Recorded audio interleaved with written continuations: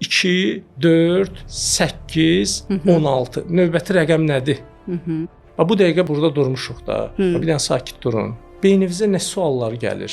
Özünüzlə bağlı, ətrafda olanlarla bağlı. Beynimizə heç bir sual gəlmir. Əslində bu düzgün bir şey deyil də. Yəni yaradıcı beyin bu cür olmur. Burada deməli stəkan var, burada mikrofon var, orada süni gül var, burada kitab rəfi var, bəzi kitablar qoyulub, kamera və işıq spotları qoyulub. Mən fikirləşirəm ki, hər şey burada mənim üçün bilinəndir. Sual gəlmir. Əslində o yaradıcılığımı boğmuşam. Yaradıcı beyin artıq düşünür. Deyir ki, stəkan niyə bura qoyulub? Özəl bir məqsədlənmi bura qoyulub? Məsələn, bu burada olsa necə olar? Bəlkə bunu ona görə qoyublar ki, kameraya düşsün. Və yaxud da deyir ki, məsələn, burada mikrofon nəyə görə mənim bu tərəfimə qoyulub? O riyazi məntiqi analizlər var ha.